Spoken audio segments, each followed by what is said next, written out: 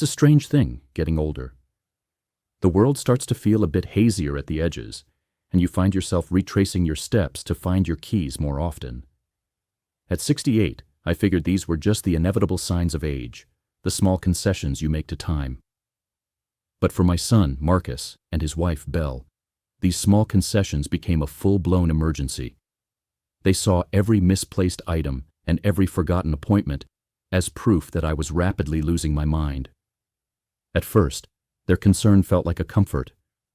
Marcus would stop by twice a week, helping me with groceries and making sure my bills were paid on time. Belle took over organizing my pillbox and drove me to my medical appointments. They spoke in soft, reassuring tones, their actions so outwardly caring that I felt nothing but profound gratitude. They seemed like a godsend, a dutiful son and daughter-in-law, ensuring their father was safe and cared for. Then came the subtle suggestions. Maybe I shouldn't be driving anymore. Was I sure I could handle my finances on my own? Perhaps it was time to consider a retirement community, or at least some form of assisted living. They'd whisper to each other when they thought I wasn't listening, using words like deteriorating and unsafe. It started to chip away at my confidence, making me question my own judgment. I began to wonder if I really was as confused and fragile as they claimed. The illusion shattered one evening at their house. I had stepped away from the dinner table, and their voices drifted from the kitchen. Belle was discussing the practicalities of a power of attorney, while Marcus was calculating the worth of my home. It wasn't a conversation about my well-being. It was a cold, calculated discussion about their financial gain. They weren't worried about my health. They were counting their future earnings. That night, sleep was a distant memory. I replayed every interaction, every whispered conversation. The misplaced keys? I recalled them moving a new coat hook while I was in the other room. The forgotten conversations? They had simply omitted crucial information. The pieces of the puzzle clicked into place, revealing a sinister picture of manipulation and deceit. They weren't just taking care of me. They were manufacturing my incompetence. They were gaslighting me. I decided to turn the tables. I would play the role they had scripted for me, the confused elderly man, while secretly gathering evidence. I installed hidden cameras disguised as smoke detectors and picture frames. My phone became a constant recorder. Most importantly, I began scheduling private medical evaluations. 3 different doctors, all independent of the family, confirmed the same thing. My cognitive function was completely normal for a man my age. The recordings were brutal. Belle coached Marcus on how to exaggerate my symptoms to doctors. They openly discussed selling my car for cash and renting out my house while moving me into the cheapest facility they could find. I even heard them consider adjusting my medication to make me more docile. The financial betrayal was already underway. Using an emergency power of attorney I had granted them, they had already drained nearly $40,000 from my savings and had taken out a loan against my home. Belle had been using my credit cards as if they were her own. The most painful part was discovering how long they had been planning this. They had been researching elder abuse laws, consulting with attorneys about guardianship, and even touring nursing homes. My supposed mental decline wasn't a sudden concern. It was an opportunity they had been waiting for.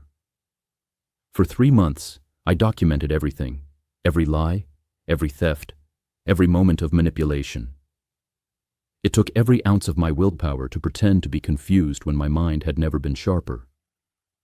I watched them celebrate their cleverness, all while they systematically tried to dismantle my independence and steal my life.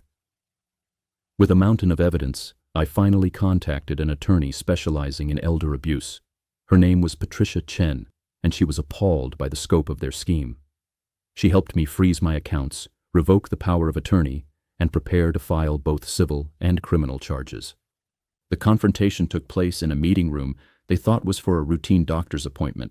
They were there to discuss my worsening condition, but instead, they walked into a room with attorneys, investigators, and me, a man they thought they had outsmarted. I played selected recordings, my own voice, calm and clear, followed by theirs, scheming and calculating. Marcus's face went white, as he listened to himself discussing how to use my confusion to their advantage.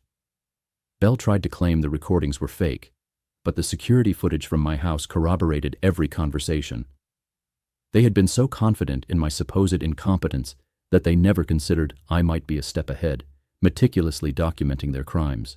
The legal consequences were swift and severe. Criminal charges for elder abuse, fraud, and theft. A civil suit for the stolen money, plus additional damages. The court froze their assets and ordered immediate restitution. Marcus lost his job. Bell's nursing license was suspended. But the real cost was personal, far exceeding any financial recovery. I lost my son and daughter-in-law, but in a way, I had lost them long before. The experience taught me a heartbreaking truth. Some people don't see your vulnerability as a call for protection, but as an opportunity for profit. Real family doesn't rehearse scenarios to exploit your trust. The hardest part wasn't the betrayal itself. It was realizing how long they had been planning it. Every kind gesture, every word of concern, all of it had been calculated manipulation. They had been studying my habits and my fears, not to comfort me, but to exploit them. I recovered most of the stolen money, but our family was irrevocably broken. Marcus and Bell's marriage fell apart under the weight of legal proceedings and financial ruin. He moved away, and we haven't spoken since the trial. Sometimes, I still wonder if he ever truly loved me, or if I was just a retirement plan to him. This experience taught me a profound lesson. Aging doesn't make you inherently vulnerable. Trusting the wrong people does. I am now more independent than I have ever been.